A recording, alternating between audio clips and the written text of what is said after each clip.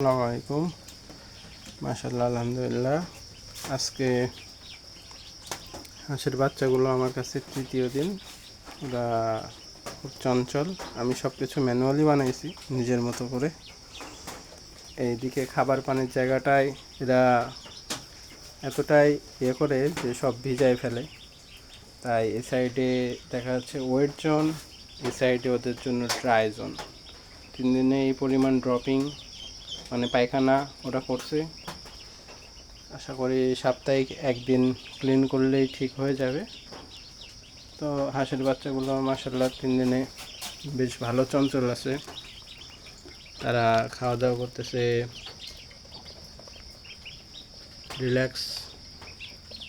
সামনে থাকলে বুঝি না কেন এমন, যে যখন এসে বসে থাকি তখন খাই, যখন থাকি না তখন সবগুলো এক জায়গায় দলা বেঁধে চুপচাপ বসে থাকে। রেস্ট করে, মনে হয় খাওয়া দাওয়া শেষ, এখন রেস্ট করার টাইম, কেউ নাই, আমরা রেস্ট করি।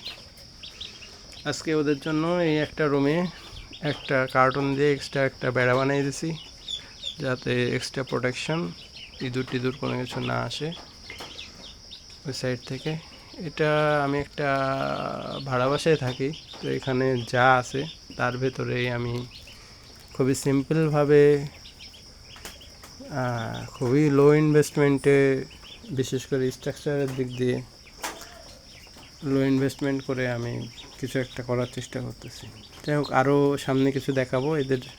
এরা একটু বড় হইলে এদের উঠানে ছাড়ার ব্যবস্থা করতেছি, সেখানে কিছু শেড বলতে ওপরে শুধুই একটা সান প্রোটেকশন, নিচে এদের চলার জন্য, খাওয়া দাওয়ার জন্য স্পেস, মাটিতেই, উঠানের মাটিতে। এক্সট্রা কোনো কিছু করবো না, যতটা পারা যায় ন্যাচারালভাবে পালার চেষ্টা করব।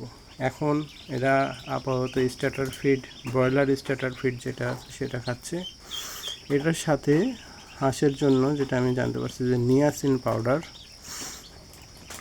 নিয়াসিন অর্থাৎ ভিটামিন B3, যেটা এদের বোনস এবং হাড্ডিগুড্ডি যেগুলো আছে, পা, এগুলোর বিকলাঙ্গ থেকে রক্ষা করে, বোন ফর্মেশন এগুলোতে হেল্প করে।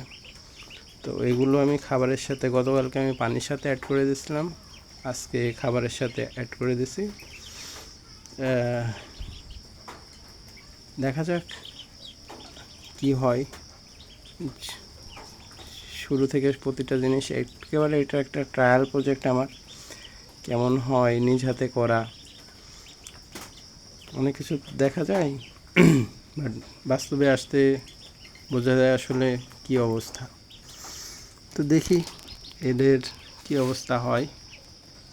লাস্ট পরিশেষে বাজারজাত কীভাবে করতে পারবো, সব কিছু মিলে চ্যালেঞ্জগুলো, একটা বাচ্চা কিনতেই যে দাম গেছে, সব কিছু মিলে যদি এদের পিছনে 500-600 টাকা খরচ যায়, এগুলো বিক্রি করা যাবে কত টাকা করে, ওয়েট কতটা গেইন করে, এগুলো যদিও জানা মতে, মানে পেকিং হাঁস বলে নিয়ে আসছি। এখন বাংলাদেশের মানুষ যে পরিমাণ বাটপার, আমরা যদি একটু কম চিনি বা কম বুঝি, আশা করি এগুলো পেকিং হাঁস।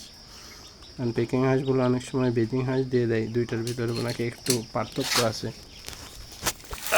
এখানে একটা ঝামেলা, কি ভয় নাই, ওরা মোটামুটি 3 দিনে বেশ খানিকটাই বড় হয়েছে দেখা যায়।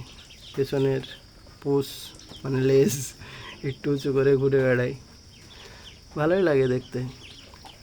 আজকে একটা, এটা হালকা কতটুকু হবে, 7-8 ইঞ্চি একটা প্রোটেকশন দিয়ে রাখছি সাইডে, এই প্রোটেকশন করে টপকায় এদিকে চলে আসছে এটার বাইরে।